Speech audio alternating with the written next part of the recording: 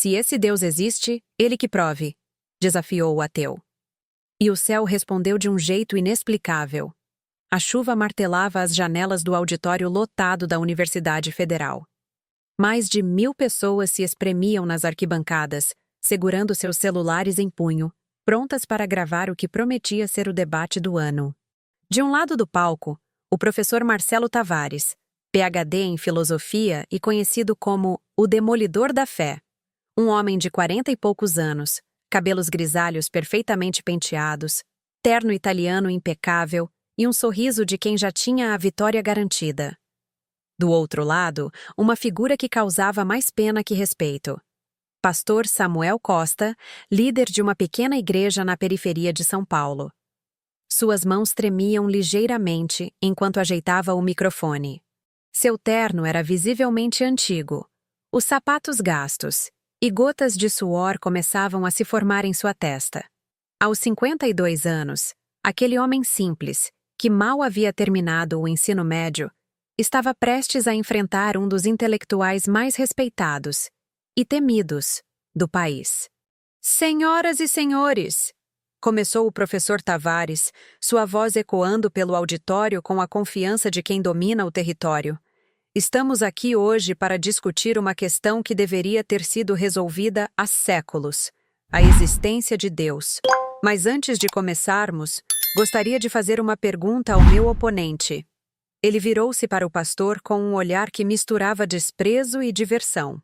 Pastor Samuel, o senhor realmente acredita que há um ser onipotente, onisciente e onipresente observando cada movimento nosso? Um Deus que criou o universo, mas se importa com quem você ama ou o que você come? A plateia riu. O pastor Samuel engoliu seco, suas mãos apertando a Bíblia surrada que trouxera consigo. A mesma que seu falecido pai lhe dera 40 anos atrás. Eu acredito sim, professor. E essa fé não é cega. É baseada em experiências reais em... Experiências? Tavares interrompeu, provocando mais risos. Deixe-me adivinhar. Você sentiu um calorzinho no coração? Viu sua tia se curar de uma gripe e chamou de milagre? Ou talvez tenha encontrado uma vaga de estacionamento e atribuiu isso ao poder divino? A humilhação estava apenas começando. Por 40 minutos, o professor Tavares desmontou, um por um, cada argumento que o pastor Samuel tentava construir. Ele citava Nietzsche, Dawkins, Hitchens, nomes que o pastor mal conhecia. Falava sobre a evolução, o sofrimento no mundo, as contradições bíblicas. E cada vez que Samuel tentava responder com sua fé simples e sincera, a plateia explodia em gargalhadas. Pastor, disse Tavares em determinado momento, inclinando-se para a frente com um brilho cruel nos olhos. O senhor sabe qual é a diferença entre a sua fé e a crença de uma criança em Papai Noel? Pausa dramática. Nenhuma. Ambas são contos de fadas para pessoas que têm medo do escuro. Samuel sentiu as lágrimas ameaçarem seus olhos. Não pela crueldade das palavras, mas pela sensação de ter falhado. Falhado com sua congregação que assistia pela transmissão ao vivo. Falhado com os jovens da igreja que ele havia prometido defender a fé. Falhado com seu pai, que morrera acreditando que Deus tinha um propósito para tudo. Foi então que algo dentro dele se quebrou. Ou talvez se libertou. Professor Tavares... Sua voz saiu mais firme desta vez, surpreendendo até a ele mesmo. O senhor está certo em uma coisa. Eu não tenho seus diplomas, sua eloquência, seus livros publicados. Sou apenas um homem simples que trabalhou a vida toda como pedreiro antes de ser chamado ao ministério. Mas há uma diferença fundamental entre nós. O auditório silenciou, curioso. O senhor acredita apenas no que pode ver, medir, provar cientificamente. Eu respeito isso. Mas me diga uma coisa. Samuel deu um passo à frente, e pela primeira vez na noite, sua voz não tremia. O senhor já amou alguém de verdade? Tavares franziu a testa, irritado com a mudança de rumo. Que pergunta ridícula é essa? Por favor, responda. Já amou? Claro que sim. Sou casado há 20 anos. E consegue me provar esse amor? Consegue colocar num tubo de ensaio? Medir com instrumentos científicos? O amor não é apenas sinapses neurais e hormônios, professor. Existe algo mais. Algo que a ciência não consegue capturar completamente. E se o senhor pode acreditar no amor sem vê-lo, por que não pode aceitar que outros acreditem em Deus da mesma forma? O silêncio agora era diferente. Tenso. Tavares recuperou-se rapidamente. Bela tentativa de manipulação emocional, pastor.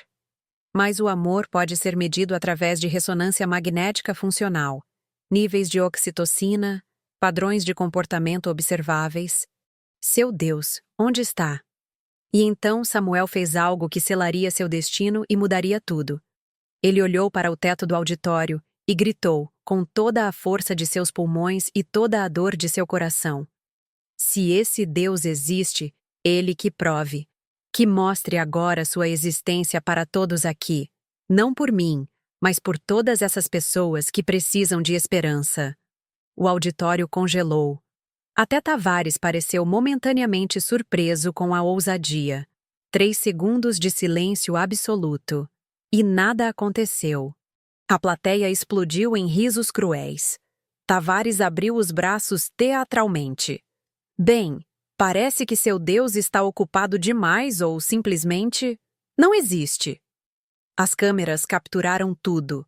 O pastor Samuel caindo de joelhos no palco, lágrimas finalmente escorrendo por seu rosto, enquanto 1000 pessoas riam de sua fé destroçada. O vídeo viralizaria em questão de horas. Deus prova existir seria trending topic antes da meia-noite. Samuel deixou o auditório pelos fundos, evitando as câmeras e os olhares de pena. A chuva havia se intensificado. Ele não se importou em abrir o guarda-chuva. Queria sentir cada gota fria contra sua pele, como se pudesse lavar a vergonha. Seu celular não parava de vibrar. Mensagens de membros da igreja, alguns apoiando, outros decepcionados. Mas havia uma mensagem que fez seu coração doer ainda mais. Era de sua filha, Marina, de 17 anos, que havia abandonado a fé há 6 meses após entrar na universidade. Pai, eu vi tudo. Me desculpe, mas talvez seja a hora de você aceitar a verdade. Samuel desligou o telefone e caminhou pela noite chuvosa, questionando tudo em que sempre acreditara. Sem saber que naquele exato momento, do outro lado da cidade, algo impossível estava começando a acontecer. Algo que a ciência jamais conseguiria explicar. O pastor Samuel não havia dormido direito desde o debate. Seu pequeno apartamento na periferia de São Paulo parecia menor a cada hora que passava, as paredes se fechando como se o julgassem. A TV permanecia desligada. Ele não suportava ver seu rosto em todos os canais, sendo usado como piada em programas de humor, viralizado em memes cruéis. O pastor que desafiou Deus e foi ignorado. Eram 6 da manhã de sábado quando o telefone tocou. Era Dona Teresa, a secretária da igreja. Pastor, o senhor precisa vir aqui. Urgente. Teresa, eu já disse que vou tirar uns dias de folga. O irmão Joaquim pode... Não é sobre isso, pastor. Sua voz tremia. É sobre o professor Marcelo Tavares. Samuel sentou-se na cama, completamente alerta. O que tem ele? Ele está aqui, na porta da igreja, há mais de 1 hora. E não está bem, pastor. Não está bem mesmo. 20 minutos depois, Samuel estacionou sua velha Kombi em frente à igreja. A visão o deixou atônito. O professor Marcelo Tavares, o homem que havia destruído sua fé publicamente, estava sentado nos degraus da pequena igreja de periferia, com roupas amarrotadas, cabelos desgrenhados, olheiras profundas. Ele segurava a cabeça entre as mãos e balançava o corpo para frente e para trás. Professor? Samuel aproximou-se cautelosamente. Tavares ergueu os olhos e o pastor recuou um passo. Aqueles não eram os olhos confiantes e zombeteiros de 3 dias atrás. Eram os olhos de um homem à beira do colapso, injetados de sangue, cheios de terror. Você tem que me ajudar. A voz do professor saiu rouca, desesperada. Eu sei que não tenho o direito de pedir nada depois do que fiz, mas você precisa me ajudar. Samuel olhou ao redor. Algumas pessoas já começavam a se reunir, curiosas. Vamos entrar. Dentro da igreja vazia, sentados nos bancos simples de madeira, Marcelo Tavares começou a falar. E o que ele disse fez o sangue de Samuel gelar. Começou naquela noite, depois do debate. Eu estava em casa, celebrando com minha esposa, Júlia, abrindo uma garrafa de vinho caro, rindo do vídeo viral. E então? Ele parou, sua respiração acelerando. Então ouvi uma voz. Uma voz? Não era externa. Era dentro da minha cabeça, mas tão real quanto a sua agora. Dizia apenas uma palavra. Prove. Tavares riu sem humor. Pensei que estava cansado. Fui dormir. Mas no sonho vi coisas, pastor. Vi minha vida inteira. Cada mentira, cada crueldade, cada momento de orgulho. Vi pessoas que machuquei com minhas palavras. Vi alunos que perderam a esperança por minha causa. E vi meu próprio funeral. Vi minha esposa chorando, mas não por mim. Por desperdício. Por tempo perdido. Samuel ouviu em silêncio, seu coração dividido entre compaixão e confusão. Acordei às 3 da manhã coberto de suor, e a voz estava lá novamente. Prove. Tentei ignorar. Tomei remédios, mas não parou. A cada hora que passava ficava mais alta, mais insistente. E então começaram as visões. Visões? Os olhos de Tavares se encheram de lágrimas. Ontem, na universidade, durante minha aula sobre ceticismo, olhei para meus alunos e de repente vi números sobre suas cabeças. Números de dias. 47. 12.874. 3. Não entendia o que significava até que o garoto com o número 3 sobre a cabeça desmaiou. Aneurisma cerebral. Os médicos disseram que ele tem no máximo 72 horas de vida. 3 dias, sussurrou Samuel. E não é só isso. Tavares levantou-se bruscamente, caminhando de um lado para outro. Hoje de manhã, vi minha esposa preparando café e havia algo diferente nela. Como se eu pudesse sentir cada dor, cada decepção que ela escondeu de mim durante 20 anos de casamento. Cada vez que fingi ouvir e estava pensando em meus livros. Cada jantar que cancelei. Cada promessa quebrada. Eu senti tudo, pastor. Como se fosse meu próprio coração se partindo. Samuel não sabia o que dizer. Parte dele queria acreditar que era um colapso nervoso, uma crise psicológica. Mas outra parte, a parte que ainda tinha uma centelha de fé, reconhecia algo mais profundo acontecendo. Por que veio até mim? Tavares caiu de joelhos diante do pastor. Porque você foi o único que realmente acreditou. Mesmo quando eu o destruí, mesmo quando 1000 pessoas riram de você, você manteve sua fé. E aquela noite, quando você gritou para Deus provar sua existência, sua voz quebrou. Eu acho que ele está provando. Mas não da forma que nenhum de nós esperava. Antes que Samuel pudesse responder, o celular de Tavares tocou. Era sua esposa, Júlia. Ele atendeu no viva voz, sem forças para segurar o aparelho. Marcelo, onde você está? Estou preocupada. Você saiu no meio da madrugada e... Júlia, eu preciso te dizer uma coisa. Sua voz estava carregada de arrependimento. Eu vi tudo o que fiz com você. E eu sinto muito. Sinto tanto. Do que você está falando? Você está assustando. Aquele aborto, há 12 anos. Você nunca me contou, mas eu sei agora. Vi. Senti sua dor. E sei que foi porque eu disse que um filho atrapalharia minha carreira. Júlia, me perdoe.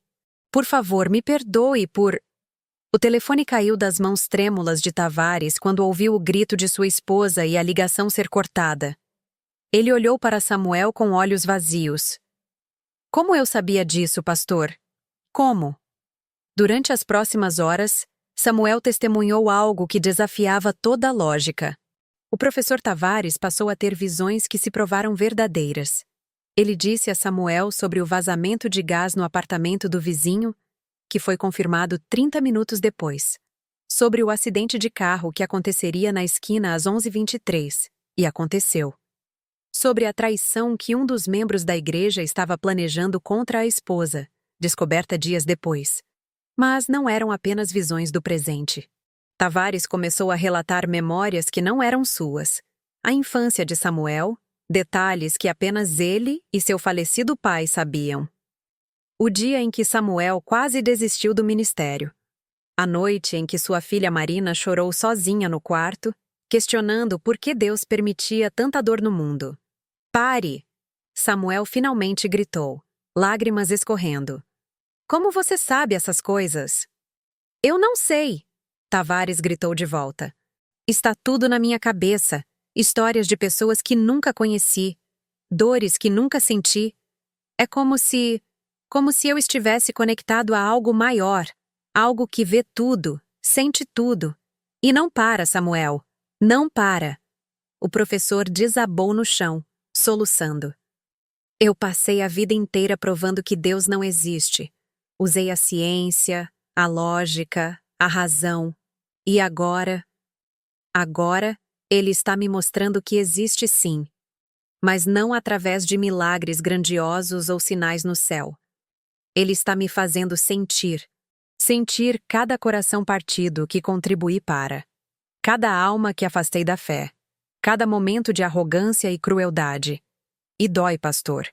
Dói mais do que qualquer inferno que eu imaginava." Samuel ajoelhou-se ao lado dele, colocando uma mão trêmula em seu ombro. Pela primeira vez em 3 dias, sentiu aquela antiga centelha de fé se reacender em seu peito. "Professor, talvez esse seja o milagre.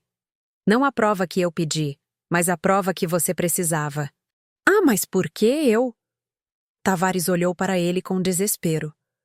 "Por que não simplesmente me fulminou? Por que isso?" Samuel pensou por um longo momento antes de responder, lembrando das palavras de seu pai em seu leito de morte. "Filho, Deus não grita. Ele sussurra. E às vezes, o sussurro mais alto é aquele que acontece dentro do coração." Porque talvez, Samuel disse suavemente, Deus não quisesse apenas provar que existe. Ele queria mostrar o propósito de sua existência. Transformar corações. E o seu, professor? O seu precisava mais de transformação do que de prova. Mas nem Samuel nem Tavares sabiam que aquilo era apenas o começo. E que nas próximas 48 horas, o impossível estava prestes a se tornar inegável para o mundo inteiro. A notícia chegou através de um telefonema frenético do repórter Lucas Mendes, da TV Record. Samuel estava preparando o café quando seu celular explodiu com chamadas simultâneas de números desconhecidos. Atendeu um deles sem pensar. "Pastor Samuel, aqui é Lucas Mendes. O senhor está com o professor Tavares?" Como você sabe?" "Todo mundo sabe.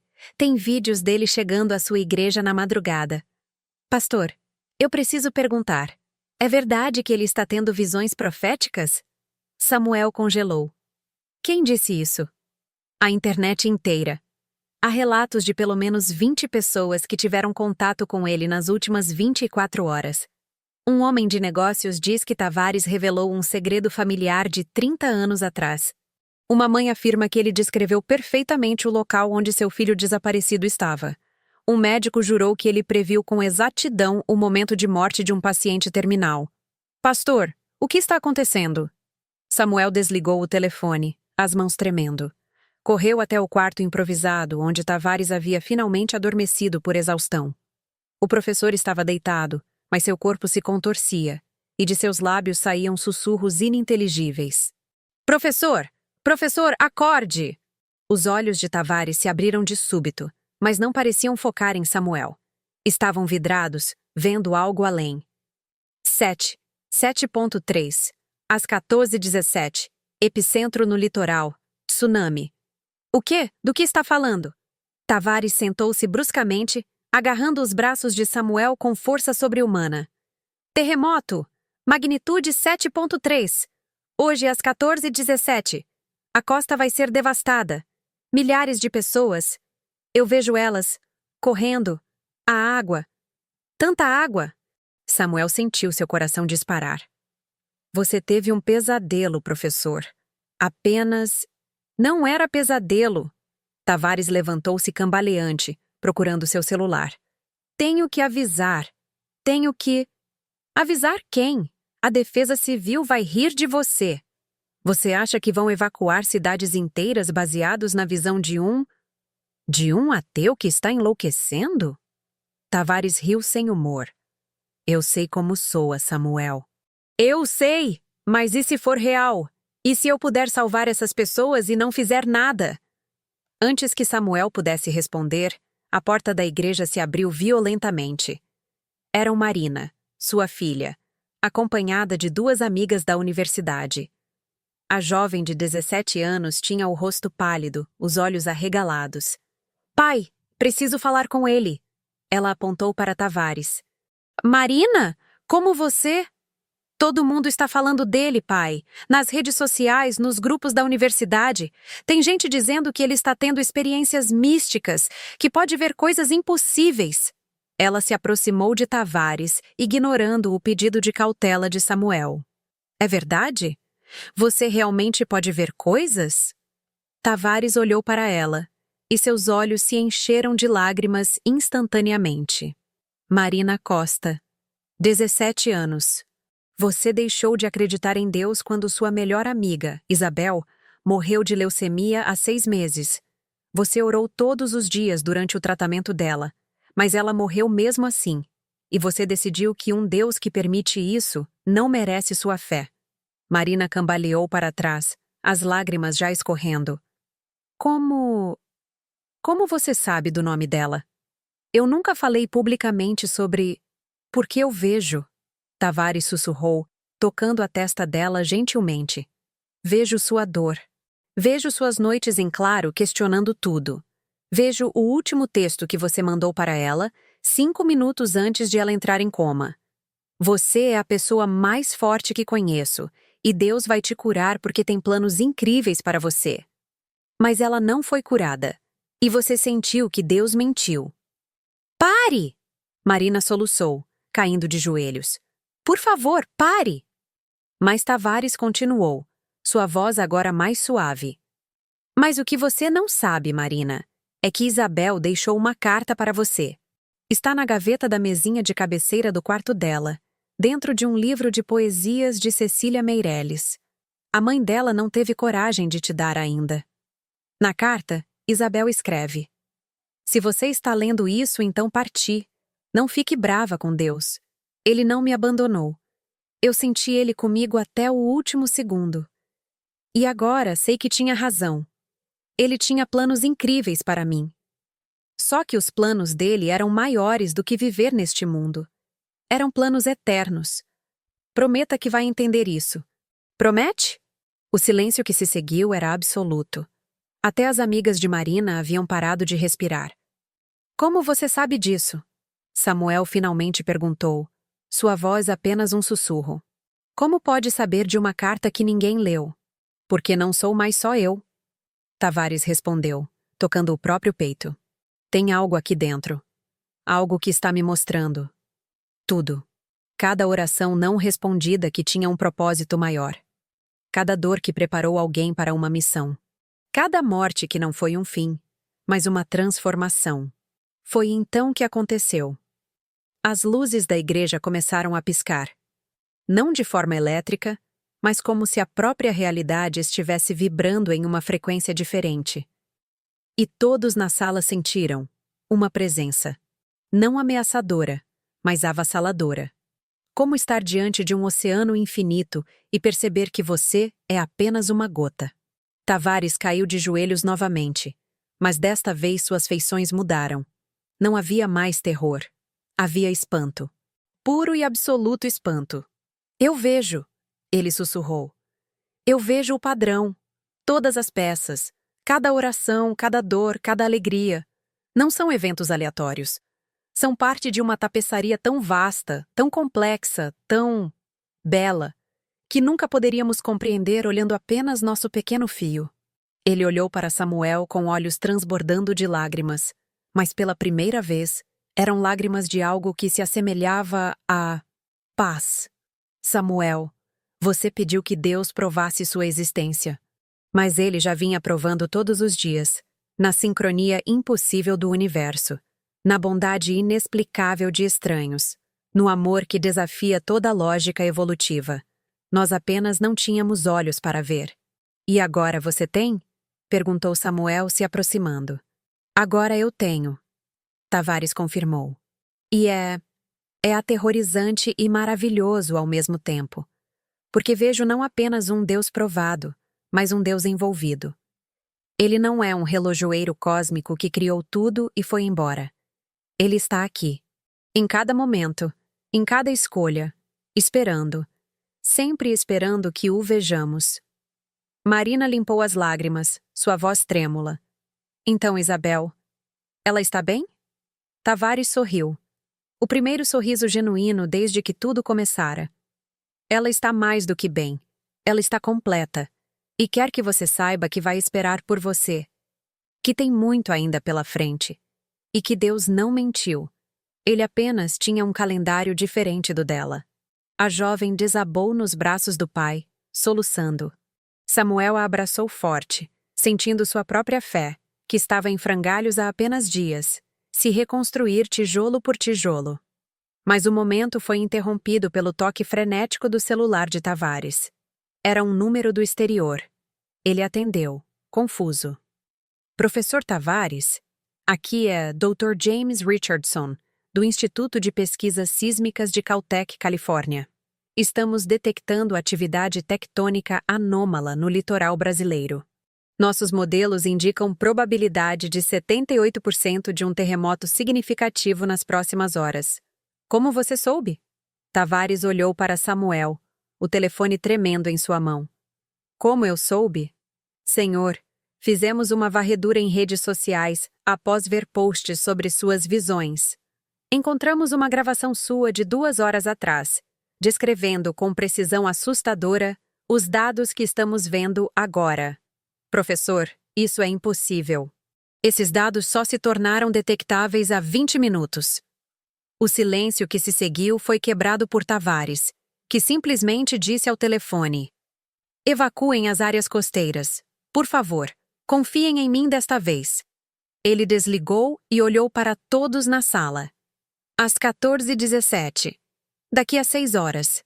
Ou eu estou louco, ou Deus está realmente provando algo. Samuel pegou seu telefone. Então temos 6 horas para salvar o máximo de pessoas possível. Como? Perguntou Marina. Ninguém vai acreditar. Foi Tavares quem respondeu, com uma determinação que Samuel nunca havia visto antes. Então faremos com que acreditem. O ateu mais famoso do Brasil dizendo que Deus existe e está dando um aviso? Isso vai chamar atenção. E assim começou uma corrida contra o tempo que testaria não apenas a fé deles, mas a capacidade da humanidade de acreditar no impossível quando todas as evidências racionais diziam para duvidar. A live estava no ar há 15 minutos e já tinha mais de 3 milhões de visualizações. O professor Marcelo Tavares sentava diante da câmera do celular de Marina, transmitindo direto do pequeno templo da periferia. Ao fundo, Samuel organizava frenetically ligações para autoridades locais, enquanto membros da igreja começavam a chegar, alertados pela movimentação nas redes sociais. Meu nome é Marcelo Tavares. Ele falava diretamente para a câmera, sua voz carregada de urgência, mas também de uma estranha serenidade. Muitos de vocês me conhecem como o demolidor da fé, o homem que passou anos desafiando a existência de Deus. E há 4 dias, neste mesmo palco onde humilhei publicamente um homem de fé, eu também desafiei Deus a provar sua existência. Os comentários explodiam na tela. Ele enlouqueceu. Fraude. Isso é marketing. Mas também, eu vi os vídeos, algo está acontecendo. Ele previu outras coisas. Ele respondeu. Tavares continuou ignorando os comentários. Mas não da forma que eu esperava. Não com raios do céu ou anjos cantando. Ele respondeu me fazendo ver. Ver de verdade. E agora estou vendo algo que vai acontecer daqui a 2 horas e 47 minutos. Um terremoto de magnitude 7,3 vai atingir nossa costa. O epicentro será a 45 quilômetros da Praia de Santos. Um tsunami de aproximadamente 8 metros varrerá a região entre Santos e Guarujá. O número de visualizações disparou para 5 milhões. Os comentários se tornaram mais frenéticos. Eu sei como isso parece. Eu sei. Durante 20 anos, eu ridicularizaria alguém dizendo o que estou dizendo agora. Mas estou pedindo, implorando, que quem está nas áreas costeiras de São Paulo evacuem agora. Não esperem confirmação oficial. Não esperem sentir os tremores. Saiam agora. A porta da igreja se abriu abruptamente. Entraram 3 figuras que fizeram Samuel parar. O deputado federal Roberto Andrade, conhecido evangélico conservador. A jornalista Paula Ribeiro, da maior emissora do país. E, surpreendentemente, o bispo Dom Augusto Ferreira, da Arquidiocese de São Paulo. Tavares pausou a transmissão ao ver os visitantes. O deputado falou primeiro, sua voz carregada de desconfiança. Professor Tavares, o senhor entende a gravidade do que está fazendo? Está causando pânico em massa. Já temos relatos de engarrafamentos nas rodovias, pessoas abandonando suas casas e salvando suas vidas. Tavares interrompeu, levantando-se. Deputado, o senhor acredita em Deus, não acredita? Claro que sim, mas... Então por que é tão difícil acreditar que ele pode dar avisos? Tavares se aproximou. O senhor ora por sabedoria, por orientação. Por que não pode aceitar que às vezes essa orientação vem de formas que desafiam nossa compreensão? Foi o bispo Dom Augusto quem respondeu, sua voz grave e medida. Professor, eu acompanhei seu trabalho por anos. Vi suas palestras, li seus livros. O senhor dedicou sua vida a desconstruir a fé. E agora, subitamente, em questão de dias, espera que acreditemos em uma conversão tão radical? Tavares olhou para o bispo, e algo extraordinário aconteceu. Seus olhos se encheram de lágrimas, mas não de tristeza, de reconhecimento. Dom Augusto Ferreira, 58 anos, ordenado há 33 anos. Mas o senhor quase desistiu do sacerdócio há 20 anos, quando descobriu que seu irmão, também padre, havia abusado de crianças na paróquia onde servia. O bispo empalideceu instantaneamente. O senhor passou 3 anos em crise de fé, questionando como Deus permitia que monstros usassem seu nome. Chegou a escrever uma carta de renúncia. Mas uma noite, ajoelhado em uma capela vazia, o senhor ouviu uma voz, não audível, mas clara como cristal, dizendo: não fuja da escuridão, seja a luz dentro dela. O bispo cambaleou, apoiando-se em um banco. A jornalista Paula Ribeiro já estava gravando tudo com seu celular, seus olhos arregalados. Como... Ninguém sabe disso. Ninguém. Eu sei porque Deus está me mostrando, Tavares disse suavemente. E ele quer que o senhor saiba que sua escolha de ficar, de lutar pela igreja por dentro, de implementar protocolos de proteção infantil, salvou dezenas de crianças. O senhor é a luz na escuridão. E hoje, preciso que seja essa luz novamente. Preciso que use sua influência para evacuar as pessoas. Dom Augusto olhou para Samuel, depois de volta para Tavares. Lentamente, fez o sinal da cruz. Meu Deus, é verdade. Tudo o que ele disse é verdade. A jornalista Paula deu um passo à frente, sua câmera ainda gravando. Professor, se isso for real, se realmente houver um terremoto daqui a... Ela olhou seu relógio. 2 horas e 20 minutos. O senhor entende que isso muda tudo? Não só prova que suas visões são reais, mas desafia toda a compreensão científica da realidade. Eu sei, Tavares respondeu.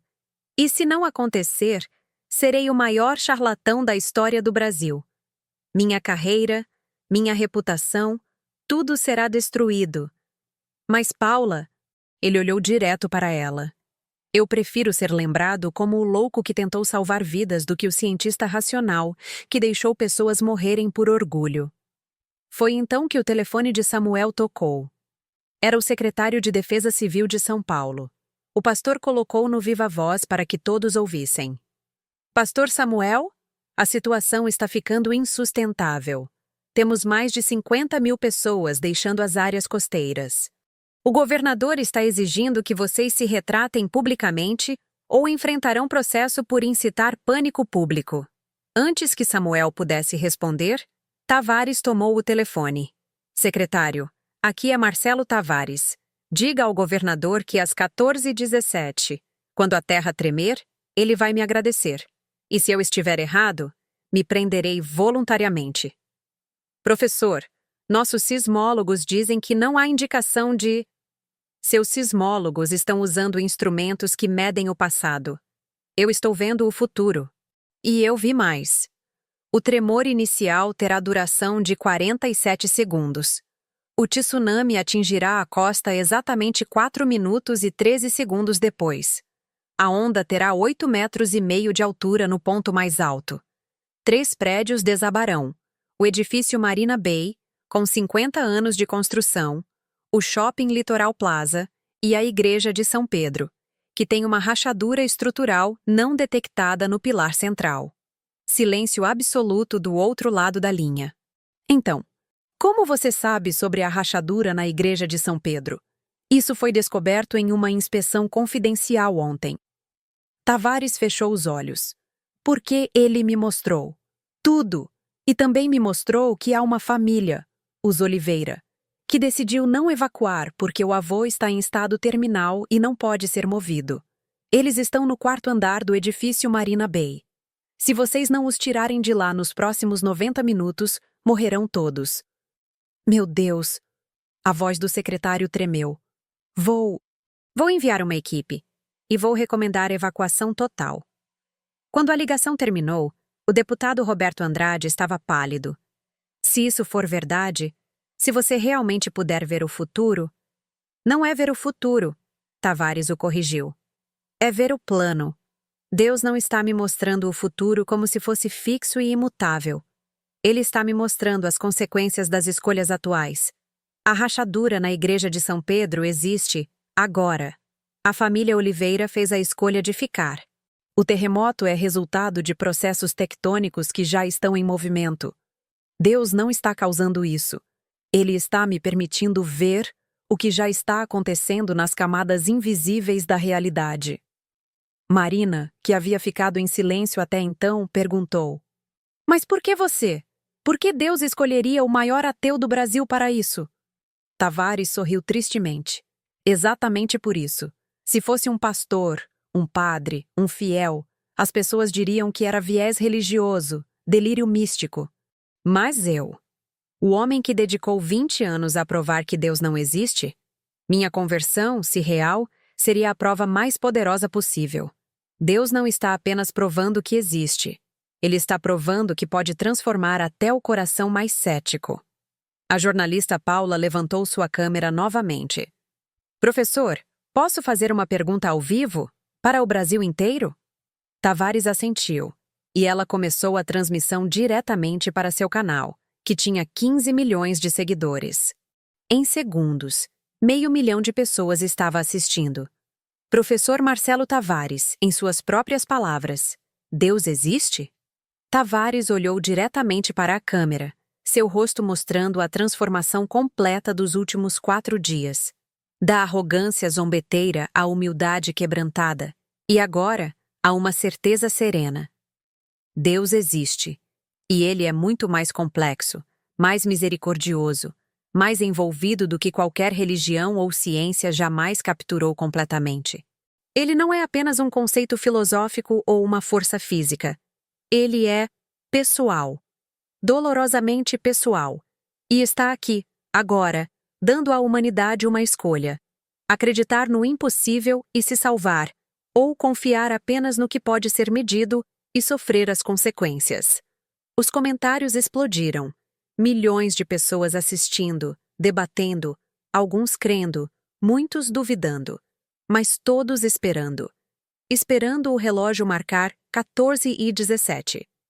Foi Samuel quem quebrou o momento, tocando o ombro de Tavares. Professor, se isso realmente acontecer, se o terremoto vier e suas previsões se confirmarem, você entende o que isso significa? Significa que terei que dedicar o resto da minha vida a algo que passei 20 anos combatendo. Tavares respondeu. Significa que terei que me desculpar com cada pessoa cuja fé eu destruí. Significa que... Ele olhou para Samuel com gratidão genuína. Significa que aquele pastor que eu humilhei em um palco tinha razão o tempo todo. E eu vou passar o resto dos meus dias tentando consertar o dano que causei. O bispo Dom Augusto colocou sua mão sobre a cabeça de Tavares. Um gesto de bênção. Se Deus está realmente trabalhando através de você, professor, então sua jornada está apenas começando. E será muito mais difícil do que imagina. Tavares sabia que ele estava certo, porque junto com as visões do terremoto, ele havia visto outra coisa. Algo que aconteceria logo após. Algo que testaria não apenas sua fé recém-descoberta, mas a fé de todos que testemunharam esse dia. Ele viu o preço que teria que pagar por ser o mensageiro. E esse preço seria cobrado em exatas 48 horas. 13h45. 32 minutos para o terremoto. As câmeras de todo o Brasil estavam agora apontadas para as áreas costeiras de São Paulo. Helicópteros de emissoras de TV sobrevoavam praias praticamente vazias. Um domingo que deveria estar lotado, agora era uma cidade fantasma. Mais de 200.000 pessoas haviam evacuado nas últimas horas. Mas nem todos saíram. Havia os céticos que se recusavam a acreditar. Havia os que não tinham para onde ir. E havia os que, paradoxalmente, queriam estar lá para testemunhar se o impossível realmente aconteceria. Na igreja, Tavares estava ajoelhado, orando. Algo que não fazia desde criança. Samuel orava ao seu lado. Marina e suas amigas estavam abraçadas, esperando. O deputado Roberto Andrade conversava freneticamente ao telefone com autoridades. A jornalista Paula mantinha sua transmissão ao vivo, que agora atingia 50 milhões de visualizações simultâneas. 14h10. 14h13. 14h15. O silêncio era ensurdecedor. Cada segundo parecia uma eternidade. 14h16. Tavares abriu os olhos. 45 segundos. 14h16 e 30 segundos. 15 segundos. Todos na sala prenderam a respiração. Paula apontou a câmera alternadamente para Tavares e para o relógio em seu celular.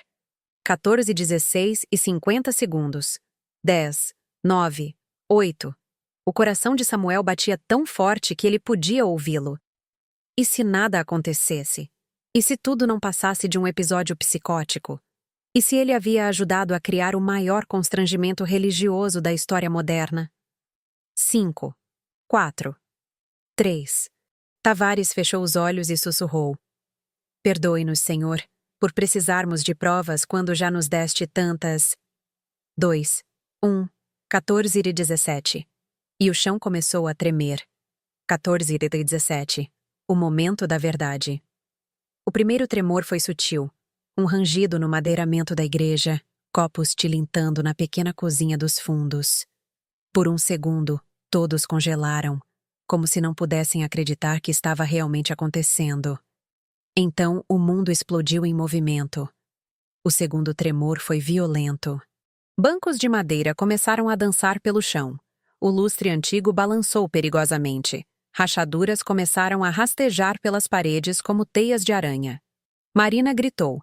Suas amigas se agarraram uma às outras. O deputado Roberto Andrade caiu de joelhos, as mãos sobre a cabeça.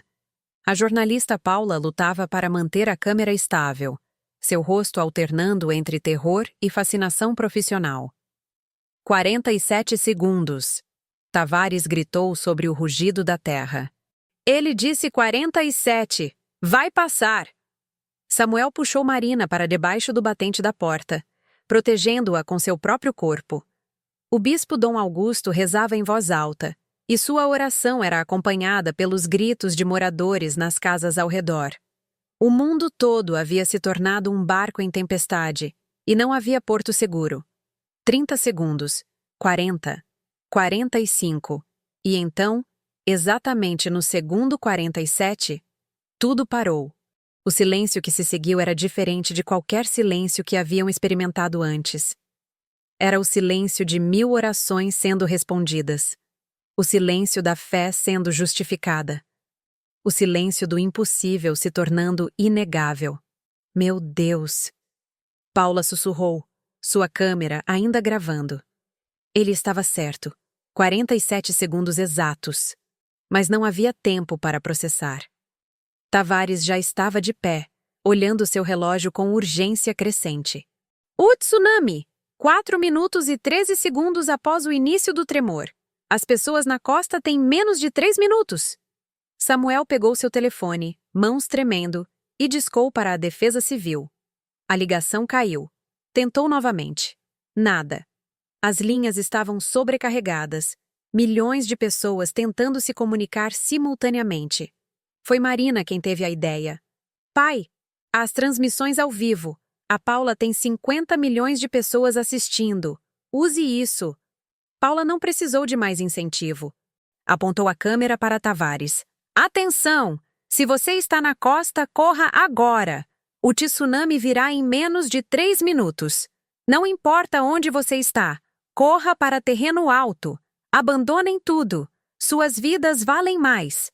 As imagens que vieram nos minutos seguintes seriam gravadas na memória coletiva do Brasil para sempre.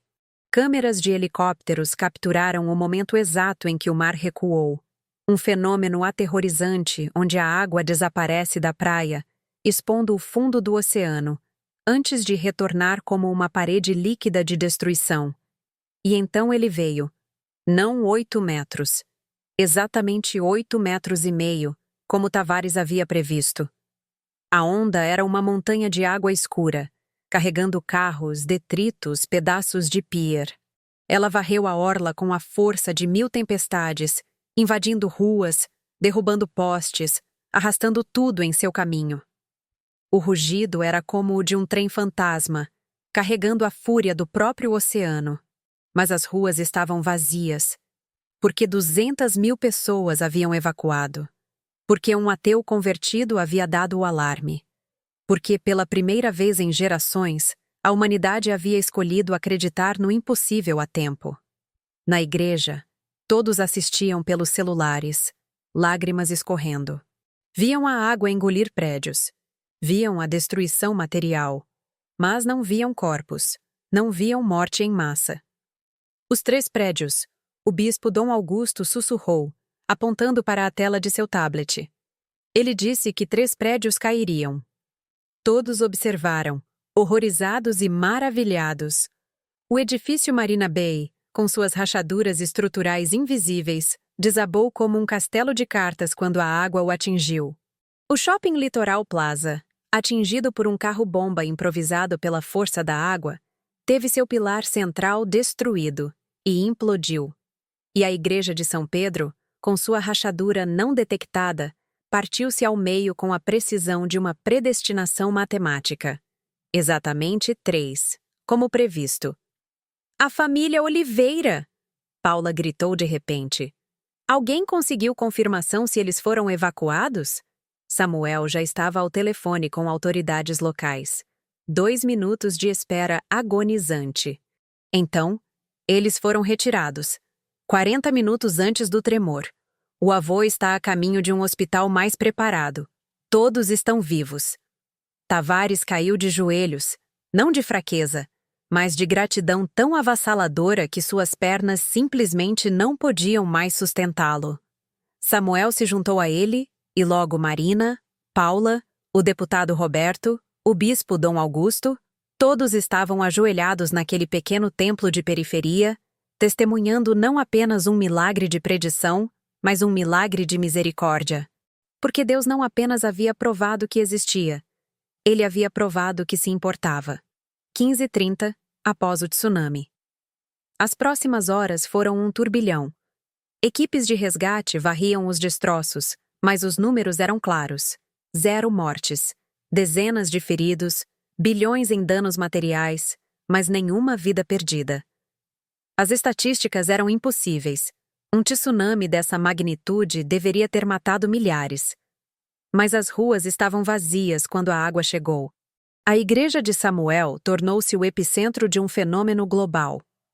Jornalistas de 147 países convergiram para a pequena construção na periferia de São Paulo. Cientistas exigiam examinar Tavares. Céticos argumentavam sobre coincidências e manipulação de dados. Crentes proclamavam um novo profeta, mas Tavares recusava todas essas categorias. Eu não sou profeta, ele disse em uma coletiva de imprensa improvisada no pátio da igreja, 3 horas após o tsunami. 500 jornalistas se espremiam, microfones estendidos, câmeras de todos os ângulos. Não sou especial, não sou santo.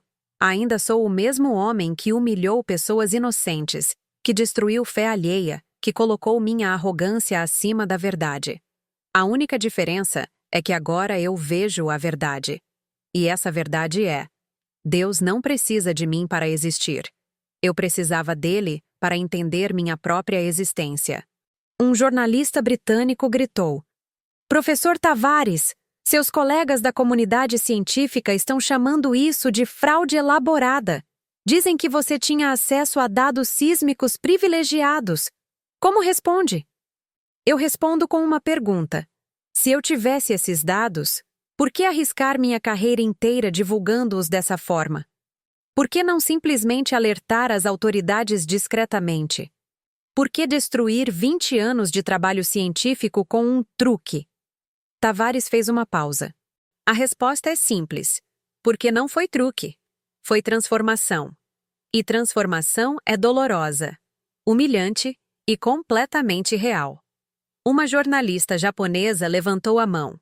Mas se você realmente pode ter essas visões, por que não viu o tsunami antes? Por que não previu outros desastres? Por que Deus escolheria salvar algumas pessoas e não outras? A pergunta criou um silêncio pesado. Era a questão teológica mais antiga, e Tavares sentiu o peso dela sobre seus ombros. Por quê? Ele respondeu devagar. Livre-arbítrio existe. Deus não é um controlador de marionetes. Ele não causa desastres. A natureza segue suas próprias leis, que ele estabeleceu na criação. Mas, ocasionalmente, em momentos específicos, para propósitos específicos, ele intervém. Não para provar poder, mas para demonstrar amor. Este tsunami era inevitável. As placas tectônicas vinham se movendo há décadas. Mas Deus me deu olhos para ver o inevitável antes que acontecesse, não porque eu mereça, mas porque 200.000 pessoas mereciam uma chance. E os desastres onde não há aviso? Insistiu a jornalista. As crianças que morrem de câncer? Os terremotos que matam milhares? Lágrimas encheram os olhos de Tavares. Eu não sei. Eu juro por tudo que é sagrado. Eu não sei. As visões que recebo não vêm com manual de instruções sobre todo o plano divino. Vejo fragmentos, momentos, propósitos específicos. Mas o grande mistério do sofrimento ainda é um mistério para mim. A única diferença é que agora eu confio que há um propósito, mesmo quando não posso vê-lo. Porque vi o suficiente do padrão para saber que existe um padrão. Foi então que aconteceu algo que ninguém esperava. Do meio da multidão de jornalistas, uma mulher abriu caminho até a frente. Ela carregava um bebê no colo e tinha lágrimas escorrendo pelo rosto. Professor Tavares! Ela gritou. Eu sou Carla Oliveira, a neta do senhor que estava no edifício Marina Bay. Meu avô tem 87 anos e câncer terminal. Os médicos disseram que ele não sobreviveria ao transporte. Eu havia decidido ficar com ele, morrer com ele se necessário. Mas vocês insistiram. Vocês mandaram uma equipe que praticamente nos carregou para fora. E sabe o que aconteceu? Ela segurou o bebê mais alto para que as câmeras pudessem ver. Meu filho, que nasceu há apenas 3 semanas, estava com febre alta. Não sabíamos o que era. Achávamos que era só resfriado. Mas durante a evacuação, um paramédico notou e insistiu em examinar. Era meningite. Meningite! Se tivéssemos ficado mais 2 horas, meu bebê teria morrido. O silêncio era absoluto. Todas as câmeras focavam nela. naquele bebê vivo nos braços de uma mãe chorando. Então me diga, professor, ela soluçou. Isso foi coincidência? Você salvar meu avô de morrer soterrado e, no processo, salvar meu filho de uma doença que nem sabíamos que ele tinha? Tavares não conseguiu responder. Simplesmente caminhou até ela, colocou sua mão sobre a cabeça do bebê e chorou. Chorou por todas as vezes que havia dito que milagres não existiam. Chorou por todas as pessoas que poderiam ter tido esperança se ele não tivesse destruído sua fé. Chorou pelo tempo perdido, pela arrogância desperdiçada, pelas oportunidades de ver Deus agir que ele havia cegamente rejeitado. Samuel se aproximou, colocando a mão no ombro de Tavares. Professor, você está vendo agora? Vendo o quê? A justiça de Deus. Não a justiça que imaginamos, punição para os maus, recompensa para os bons, mas a justiça que restaura, que redime, que transforma. Você passou 20 anos destruindo fé, e agora Deus está usando você para restaurar fé em uma escala 1000 vezes maior. Essa é a justiça dele. Não equilíbrio matemático, mas transformação exponencial. Tavares olhou para o céu, onde o sol começava a se pôr sobre uma São Paulo que jamais seria a mesma. Eu sou o menos digno, ele sussurrou. Por isso você foi escolhido, respondeu o bispo Dom Augusto, que havia se aproximado. Porque quando Deus usa o menos digno e faz o extraordinário, não resta dúvida sobre quem merece o crédito. Mas enquanto o mundo celebrava o milagre, enquanto igrejas se enchiam de pessoas redescobrindo fé, enquanto cientistas debatiam freneticamente sobre o impossível que havia acontecido, Tavares teve outra visão, e esta o encheu de pavor. Porque ele viu seu próprio fim. Viu que em exatas 48 horas, ele teria que fazer uma escolha. Uma escolha entre sua vida e a vida de outra pessoa. Uma escolha que testaria se sua conversão era genuína ou apenas o resultado de uma experiência sobrenatural temporária. Ele viu seu próprio sacrifício, e pela primeira vez desde que tudo começara, Tavares teve medo. Dia 6, terça-feira, 10h da manhã. 48 horas haviam se passado desde o tsunami. O Brasil e o mundo ainda processavam o impossível. O professor Marcelo Tavares havia se tornado o homem mais famoso do planeta. Ofertas de milhões de dólares para entrevistas exclusivas. Convites de igrejas, universidades, governos. O Vaticano queria falar com ele.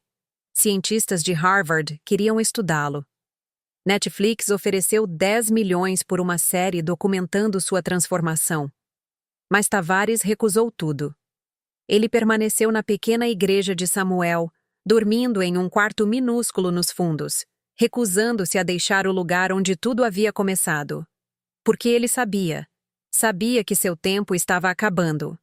Na manhã daquele dia, ele acordou com a visão mais clara que já tivera. Não era nebulosa ou fragmentada como as anteriores. Era nítida como assistir a um filme. E mostrava algo que quebraria seu coração recém-restaurado. Samuel estava preparando café quando Tavares entrou na cozinha, seu rosto pálido, mãos tremendo. Pastor, eu preciso te contar algo. Sobre por que fui escolhido para isso. Sobre o que vai acontecer hoje. Samuel serviu o café, sentando-se diante dele. Eu estou ouvindo. Você se lembra de Marina mencionando sua amiga Isabel? A que morreu de leucemia há 6 meses? Sim. Foi o que destruiu a fé da minha filha. Bem. Tavares respirou fundo. O que Marina não sabe, o que ninguém sabe, é que 5 anos atrás, quando Isabel tinha 12 anos, sua mãe a trouxe a uma das minhas palestras. Isabel era uma garota brilhante, fascinada por ciência. Após a palestra, ela veio falar comigo. Disse que acreditava em Deus, mas também amava ciência, e perguntou se as duas coisas podiam coexistir. Samuel ouviu em silêncio, uma sensação de pavor crescendo em seu peito. Eu ri dela, Samuel, na frente de dezenas de pessoas. Disse que ela era jovem demais para entender que estava sendo manipulada por contos de fadas.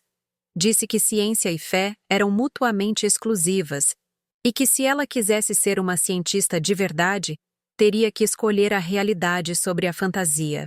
Ela saiu daquela palestra chorando. Meu Deus!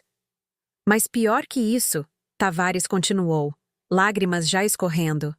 3 anos depois, quando Isabel foi diagnosticada com leucemia, ela estava fazendo quimioterapia em um hospital. Eu estava lá visitando um amigo que era médico.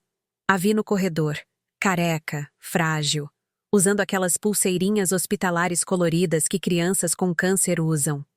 E ela me reconheceu. O que aconteceu? Ela sorriu para mim. Depois de tudo que eu disse, ela sorriu e disse: Professor Tavares, eu escolhi ciência e fé. Vou ser médica oncologista quando me curar, para ajudar outras crianças. E vou fazer isso em nome de Deus. Tavares cobriu o rosto com as mãos. E sabe o que eu fiz? Eu disse: se seu Deus existe, por que permitiu que você ficasse doente? Talvez seja a hora de aceitar que orações não curam câncer. Somente medicina cura. E saí. O silêncio na cozinha era pesado como chumbo. 6 meses depois, ela morreu. E suas últimas palavras para a mãe foram: diga ao professor Tavares que eu ainda acredito. E que ele também vai acreditar um dia. Deus tem um plano para ele também. Eu descobri isso ontem, nas visões. Vi o momento exato em que ela disse essas palavras, horas antes de morrer. Samuel sentiu lágrimas escorrerem por seu próprio rosto. Por isso Deus escolheu você? Por isso. Porque Isabel orou por mim. Uma garota de 17 anos, morrendo de leucemia, usou suas últimas palavras para orar pela salvação de alguém que a havia ferido. E Deus honrou essa oração. Ele me deu olhos para ver. Me deu uma chance de redimir o mal que causei. Me usou para salvar 200.000 pessoas porque uma garota acreditou que eu poderia ser salvo. Isso é a graça de Deus em sua forma mais pura. Mas há mais. Tavares se levantou, caminhando até a janela. Hoje, às 14h17, exatamente 48 horas após o terremoto, algo vai acontecer. E eu preciso estar em um lugar específico. Onde? No Hospital das Clínicas, ala de oncologia pediátrica. Há um menino lá, Gabriel, 7 anos, com o mesmo tipo de leucemia que Isabel tinha. Ele está em estágio terminal. Os médicos deram 48 horas no máximo. E nas minhas visões, eu vi 2 possibilidades. Samuel se aproximou, segurando os ombros de Tavares. Que possibilidades? Na primeira eu fico aqui, protegido, cercado de seguranças que a mídia insistiu que eu tivesse. Gabriel morre às 14h17. Sua família perde a fé. Outros 3 pacientes da mesma ala, inspirados pela história de Isabel, também perdem a esperança e param de lutar contra suas próprias doenças. Eles morrem nas próximas semanas. A onda de fé que começou com o tsunami começa a rachar quando as pessoas percebem que Deus salva alguns, mas não outros. E a segunda possibilidade? Tavares virou-se encarando Samuel diretamente. Na segunda, eu vou até o hospital. Entro no quarto de Gabriel. Coloco minhas mãos sobre ele e oro. Algo que nunca fiz em 20 anos.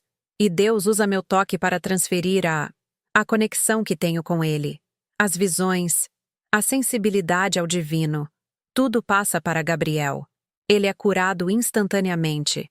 Mas a conexão não pode existir em 2 pessoas simultaneamente.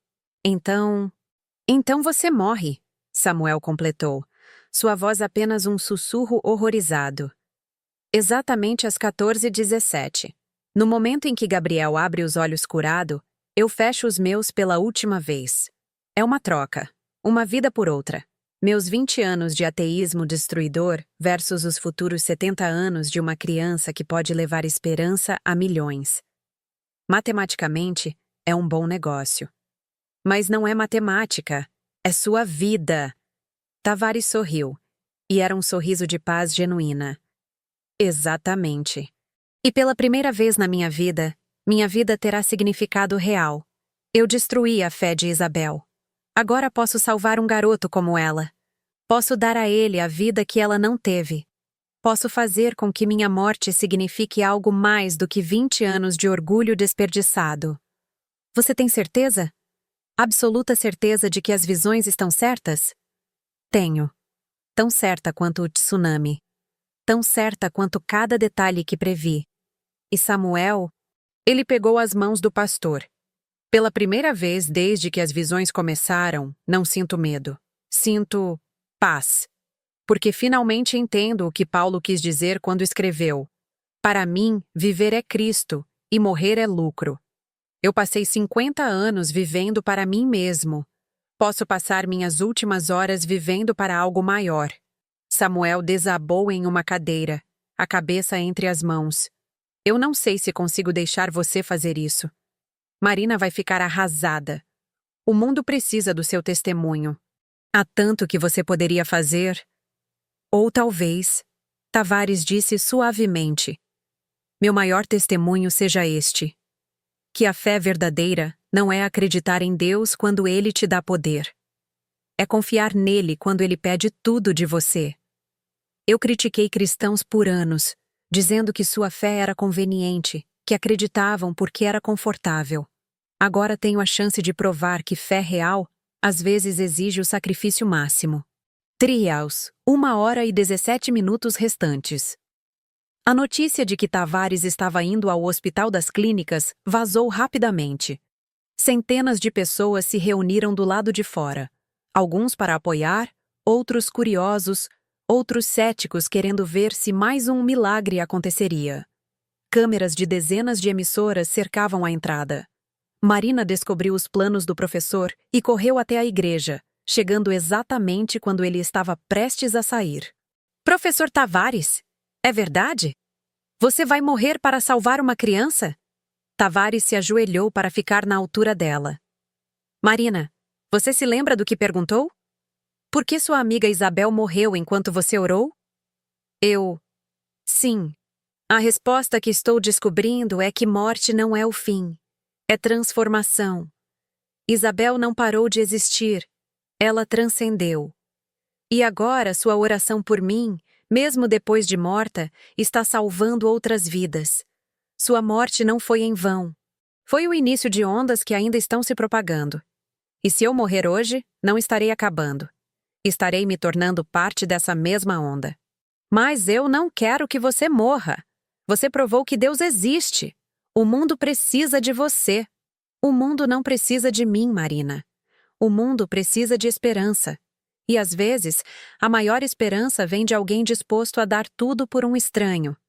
Jesus fez isso. E por 2000 anos, essa história mudou o mundo. Não porque ele viveu, mas porque ele escolheu morrer. Talvez seja minha hora de entender isso de verdade. Marina o abraçou, chorando. Samuel colocou a mão no ombro de sua filha, suas próprias lágrimas caindo silenciosamente.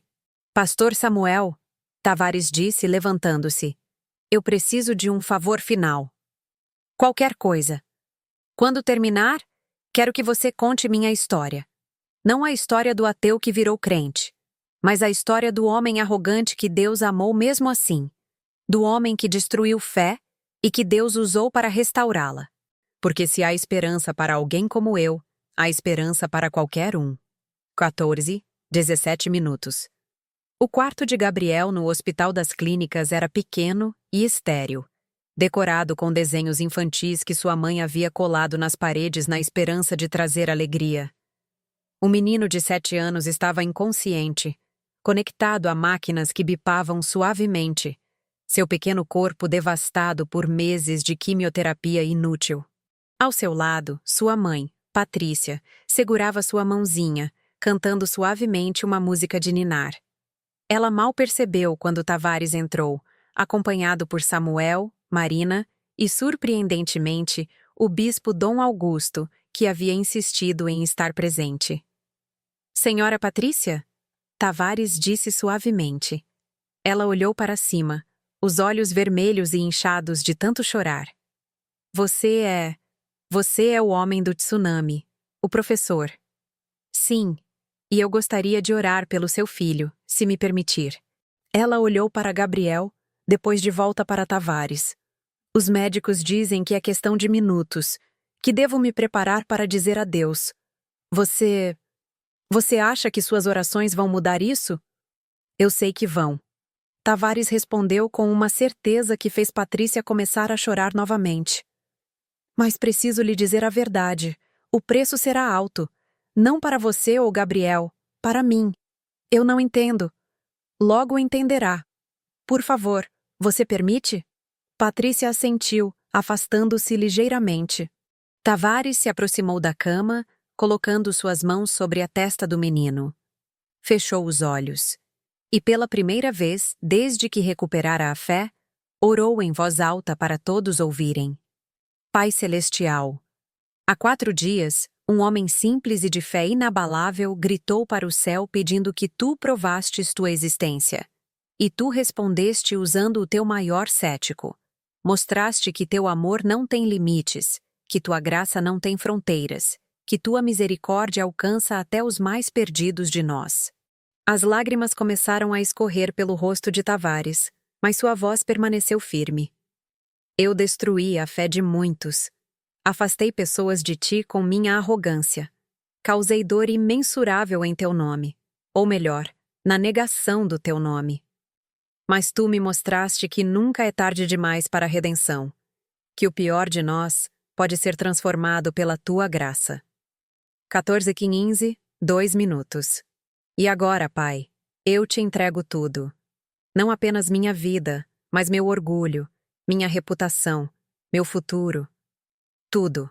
Em troca, peço que uses o que restou de bom em mim para salvar este menino. Que a conexão que me deste, as visões, a sensibilidade ao divino, passe para ele. Que ele viva não apenas fisicamente, mas espiritualmente. Que ele se torne o que Isabel teria se tornado. Que ele seja o portador de esperança que eu nunca fui. Os monitores de Gabriel começaram a bipar irregularmente. Os médicos entraram correndo, mas Tavares não soltou o menino. E que minha morte não seja vista como tragédia, mas como testemunho.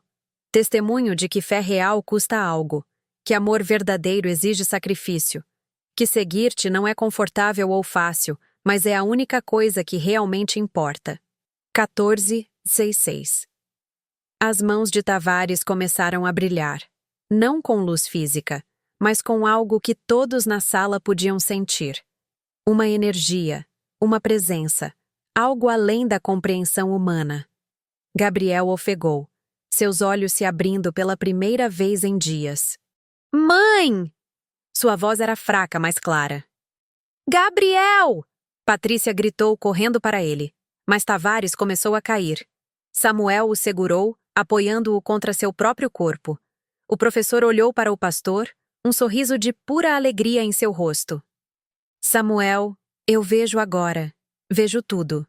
O padrão completo. É tão mais belo do que eu jamais imaginei. Cada dor tinha propósito. Cada lágrima foi coletada. Cada oração foi ouvida. Mesmo quando pareciam ignoradas.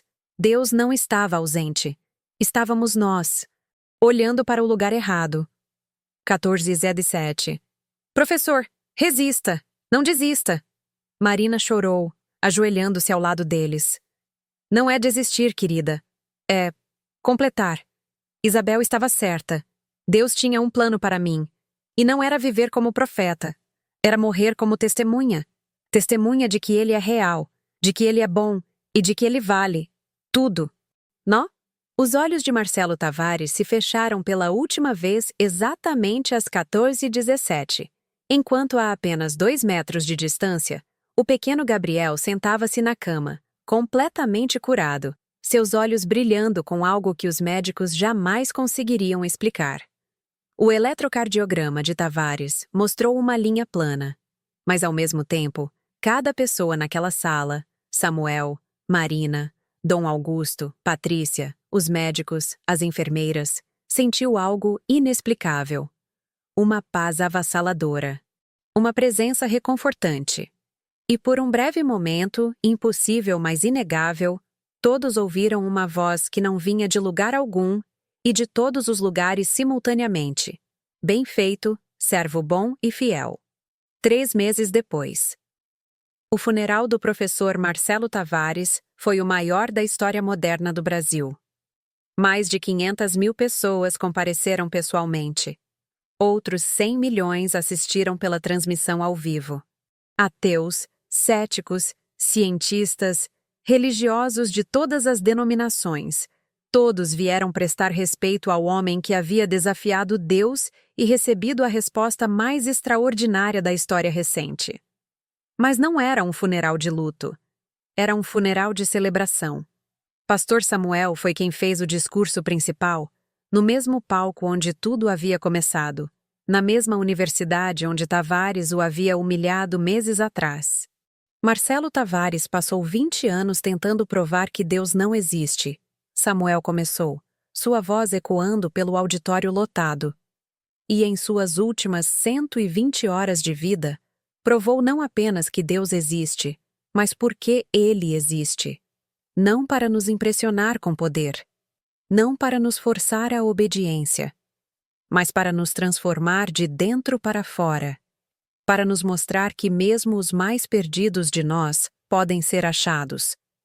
Mesmo os mais arrogantes podem ser humildes. Mesmo os maiores destruidores de fé podem se tornar seus maiores construtores. Marina estava na primeira fileira, agora com uma fé renovada e profunda, trabalhando como voluntária na ala de oncologia pediátrica do Hospital das Clínicas, onde conhecera Gabriel, o menino de 7 anos que agora falava de suas próprias visões e conversas com Deus, tornando-se uma luz de esperança para outras crianças doentes. O professor Tavares me ensinou, continuou Samuel, que Deus não precisa de nossa defesa. Ele não é frágil. Ele não se ofende com nossas dúvidas, mas ele se comove com nossos corações partidos. Ele se aproxima dos humilhados, e ele usa os improváveis para fazer o impossível. A igreja de Samuel havia crescido de 50 membros para 5.000 em 3 meses. Mas não por causa dele. Por causa da história. A história de como um grito desesperado de fé foi respondido de uma maneira que ninguém poderia ter previsto. Hoje, quando as pessoas me perguntam se Deus existe, eu não apresento argumentos filosóficos. Eu não cito evidências científicas. Eu simplesmente conto a história de um ateu que desafiou o céu e foi transformado por ele. Conto sobre 200 mil pessoas salvas de um tsunami. Conto sobre um menino de 7 anos curado de leucemia terminal. E conto sobre um homem que descobriu que a maior prova de Deus não é viver para ele, mas estar disposto a morrer por seus filhos. Os olhos de todos na audiência estavam úmidos. Crentes e céticos alike, todos tocados pela história impossível que haviam testemunhado.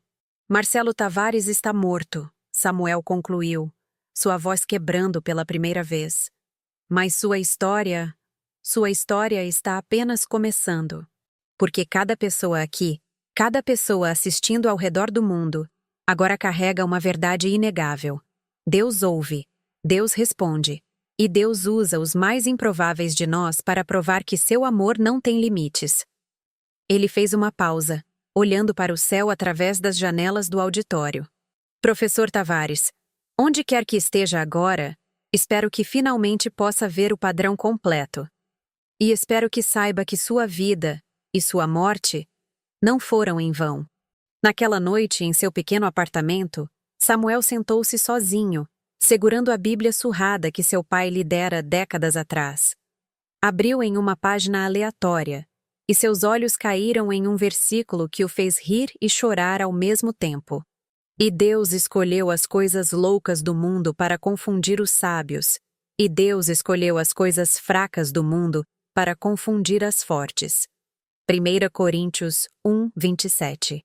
Ele fechou os olhos e sussurrou: Obrigado, Pai, por responder, por usar um ateu para provar tua existência, por me mostrar que teu poder não está em humilhar os que duvidam, mas em transformar os que desafiam, e por usar minha humilhação como o começo da maior história de redenção que já testemunhei. Do lado de fora, a cidade de São Paulo pulsava com vida. Mas algo havia mudado. Nas igrejas, nas universidades, nas ruas, nas casas, pessoas falavam, questionavam, buscavam. E muitas, pela primeira vez em suas vidas, olhavam para o céu e sussurravam: Se você existe, mostre-me. E em cada coração aberto, cada alma buscando, cada mente questionando, a mesma resposta ecoava, não em trovões ou terremotos, mas no sussurro gentil que sempre esteve lá. Eu nunca saí. Você apenas não estava olhando. Esta história é baseada em um princípio eterno. Deus responde aos que o buscam genuinamente, mesmo quando a busca começa com desafio. Se você foi impactado por esta narrativa, se sentiu algo se mover dentro de você, se pela primeira vez considerou que talvez, apenas talvez, existe algo maior, inscreva-se no canal para mais histórias que desafiam, inspiram e transformam. Histórias de fé testada, esperança restaurada e vidas radicalmente mudadas. Porque todo dia, ao redor do mundo, pessoas comuns estão vivendo histórias extraordinárias. Histórias de milagres sutis e transformações profundas. Histórias que provam que Deus ainda está ativo, ainda está presente, ainda está transformando corações, um de cada vez. Sua história pode ser a próxima. Inscreva-se agora.